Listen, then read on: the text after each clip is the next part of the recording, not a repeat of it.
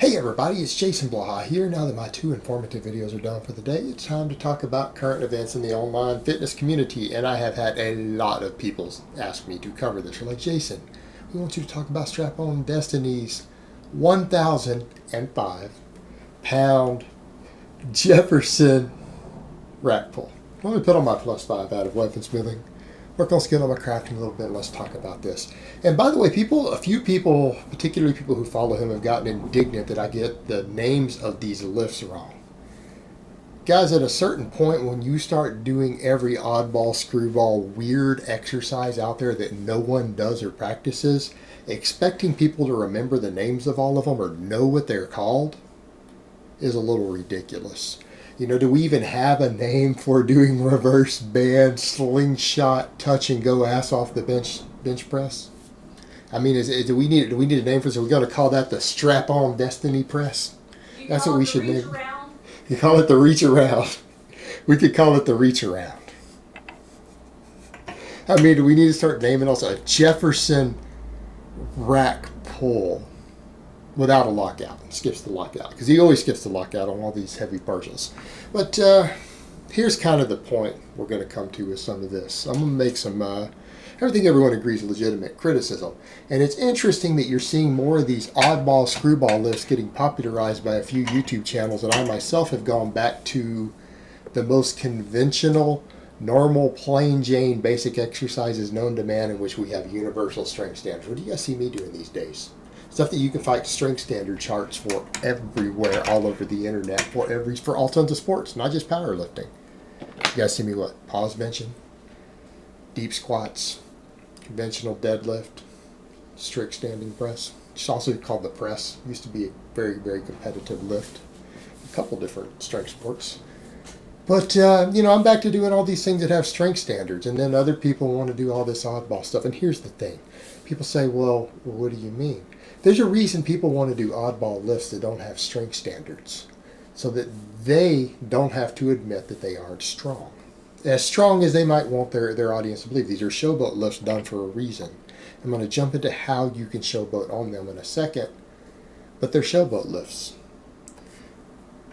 And they're easy to do that because there are not strength standards. I mean, I want you guys to stop and think about this rack pulling for a second. You take someone like Strap-On Destiny, who is a sub 600-pound deadlifter. We've seen it. He couldn't even sumo pull 585. He couldn't lock it out without hitching, and he still missed the lockout. Okay? He couldn't actually lock it. So he's a sub 600-pound deadlifter. There's nothing wrong with being sub 600. I'll be honest. Any of you guys out there, once you deadlift at least 500 pounds, you're a pretty decent puller. Hell, if you're really short and you deadlift 450, I'm going to say you're a pretty decent puller. Okay, so that's not a mockery in any way. But the point is, if you guys were to take someone who actually deadlifts 700 pounds and they were to go train some of these lifts, like a legitimate 700-pound deadlifter, and they went and trained these lifts, do you think they would only hit the numbers that Strap-On hits? Because here's how these exercises work. They're done to show off because no one trains them. There's no strength standard, so there's no one to compare yourself against, so that people don't know how to judge if you're really strong or not. And you take something like one of these Jefferson, I guess that's the one where you hold it between your legs like a big dick. You take one of these Jefferson lifts and you pull it less than one dick length. And, you have a lot of weight on the bar, so you must be really, really, really strong. Now, when you're belted up, strapped up, using a bent bar, everything else. And it reminds me, I want to implement a new rule. We're going to implement from now on, and I'm going to popularize this. We're going to call it the dick length rule. And the dick length rule states that any lift in which the barbell or the weight's involved, because it could be a machine, it could be plates, it could be cables. There's different lifts. We don't have to just be prejudiced and only talk about barbell lifts, right? Even though that's what I like to talk about. We don't need to be confined to that. But it states that if you do not move the weight at least one dick length, the lift is invalid. We could apply that to certain ultra-wide, super arch bench press too, couldn't we? But if you don't move it a full dick length, the lift is invalid automatically. Thrown out. Irrelevant. And that's reasonable, because moving a weight a very, very short distance isn't as difficult as you would think, particularly when you got leverage advantages. Not as hard as you think. But back to the point. When you do oddball lifts like this, yes, people see very dramatic strength increases. Why? Because they're partials, and it just takes you a few weeks of training them to get used to the heavier load itself. It's not that it's harder to do, you're just not used to doing that range of motion with those weights, because normally we usually do a lift through a long range of motion, and it has certain parts that are harder than others. Those are the easier ones, but we're not used to moving that weight through that distance. So people have this assumption that, oh, well, if you add weight, you're recruiting more muscle fibers. No, you're actually not. You recruited more muscle fibers with 100 pounds lighter when you were doing the full range of motion. But let's say you take a 600-pound deadlifter and you have them do a certain type of rack pull, whatever height above the knee starting. Someone who deadlifts 600 pounds, they might only be able to get 700 pounds the first time they try it. Because normally they're only used to having 600 on the bar. You put them into a position to where they have better leverages. It's easier to pull it. Better bone leverage is what happens. They can add 100, but they kind of fatigue out because they're not used to that weight through that area at all. Then they get better at it. Next time they come in, they can pull 750, then 800, then 850, then 900. But the thing is, because the muscles themselves are already strong enough to do that, they already have the muscle fibers required to do that, you will see this enormous jump in weight once they learn the motor pattern to pulling the heavier weight through that area. And once the motor pattern adapts, you learn the skill of it. You don't require any additional hypertrophy to do that. And usually what you're going to find, sometimes pulling a partial with 900 pounds through a very short extended range of motion, even for reps, doesn't stimulate any additional muscle fiber stimulation than what you got with 600 through the full range of motion. You end up using the same muscle fibers. So what you ultimately get is an exercise that's higher risk, doesn't give you any additional hypertrophic potential over doing a normal lift, and in some cases you have less potential because you have less availability of muscle fibers when you start shortening down the moment arms involved. In some cases you do have less access to fewer muscle fibers. Depends on the lift, depends on the muscle involved. But ultimately it's a showboat lift that ends up ruining bars, damaging bars.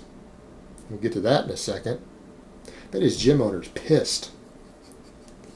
Damaging equipment, potentially risky for you because, again, excessive axial loading and things requires sometimes additional equipment and straps and all sorts of stuff.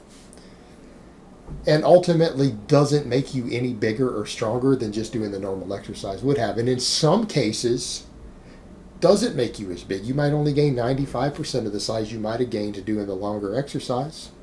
And you don't get stronger. In fact, what you find when you take the 600-pound deadlifter and they come in and do this and they build up to 900 pounds on this above-the-knee rack lockout, if they haven't deadlifted, let me ask you guys, if they go from being able to do 700 pounds on it for 1 to being able to do 900 pounds on it for 3, did they get stronger? No, they only learned the motor unit learning and the skill of pulling a heavy weight through that short range of motion. When you put them back on the deadlift, if they haven't done appropriate exercises, sometimes their 600-pound deadlift turns into a 580 deadlift. They sometimes lose strength even though they gain strength on the partial.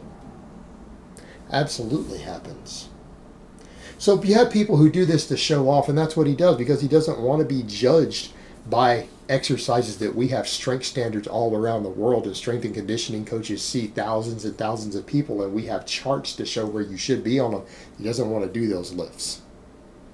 Why? Because people would know he isn't as strong as he claims to be. And in so doing, it would be harder to sell programs. It would be harder to sell programs. You know, and the other thing... Rip people off? Yeah, rip people off. And the other thing is, you come over to the point of people need to understand, if you keep doing this and you change exercises over and over and over, yeah, he keeps getting stronger at the new exercise because he's doing some new partial. And it's like he has to learn the skill of it. So you see him, man, I increased 100 pounds on this exercise. I increased 150 pounds on this exercise. Yeah, because it started with a partial and maybe whatever reverse band, double over band, chain, reverse band, slingshot lift you were doing. And once you learn the skill of it, obviously because you're moving it through a partial, you get stronger at it quickly. But ultimately, it doesn't give any more hypertrophy potential. Putting bands and chains on a barbell exercise with accommodating resistance doesn't give you any more strength potential than doing the normal exercise. Actually, in terms of muscle fiber recruitment and hypertrophy, it's about the same. In other words, you're doing your 5-rep max for whatever 4 sets, 3 sets on, say, a bench press with bands or chains. You're going to get the same muscle fiber recruitment as if you had actually bench pressed normal. You're going to get similar muscle fiber recruitment your 5-rep max without the bands or chains, because it's still effort and workload that you've done. And the thing is, you're always going to be able to lift less at the bottom. In other words, if you put enough chains on the bar, let's say you can bench 300 for 5 and you put enough chains on the bar that you have 400 at the lockout and you're able to do 5, you won't be able to do 300 for 5 at the bottom, meaning that weight at the bottom has to be lighter than your raw lift. Because of the extra fibers recruited further up, you won't be able to do those reps starting with the bottom with a similar weight. So your strength curve ends up being similar. And a lot of guys are like, well, I've got this much at the bottom. I know I have 320 at the bottom. I have 350 at the bottom. If you were to actually measure it for a lot of these guys, their 350 at the bottom turns into 250 or 225. You'd be surprised. People get their math wrong all the time on accommodating resistance. When bands and chains and everything are in there, unless they have 100% slack at the bottom, 100% slack at the bottom, they usually get the math way off, and they tend to overestimate. And I've seen guys misestimate it by 50 to 100 pounds sometimes in extreme cases. So again, this is all nonsense to showboat. And by changing to a new lift each time, he can add a bunch of weight to the new lift each time. But it ultimately doesn't add the additional strength that you think it does. And that's what it comes down to. People want to do showboat lifts like this so that people don't see that they actually aren't as strong as you think they are, that you don't see that they're actually a 520 deadlifter or a 290 bencher or whatever it happens to be. All right, it's that simple. And we have strength standards out there for a reason. Strength standards, number one, for competitive endeavors. If everyone is forced to use the same rules on an exercise, you can compare one man's strength to another. You compare one woman's strength to another. You compare one person, one athlete's strength to another based upon having them do the exact same exercise. And they're usually long range of motion exercises, so we can judge their actual strength in an apples to apples comparison. Lifts are standardized and have standard rules for a reason. When we look at strength charts, these strength and conditioning charts, they pick common lifts that are commonly done and oftentimes competitive lifts. Why? So that we can judge the strength level of an athlete relative to their weight, so that we can determine where they are in terms of their progress, what we can predict for future progress, how we should write their training programming. Lifts are standardized in this way for a reason, so that you actually have a realistic idea of how strong your athlete you are coaching is, and you have a way to compare one person's strength to another. These big showboating lifts, the way that they're being performed in this case that Strap-On does them, they are being done to basically deceive you. That's what it is. And if people find it entertaining to watch that, hey, more power to you. If you enjoy it and you find it amusing, you know what? A lot of people find what I do on YouTube amusing. I have no problem with that.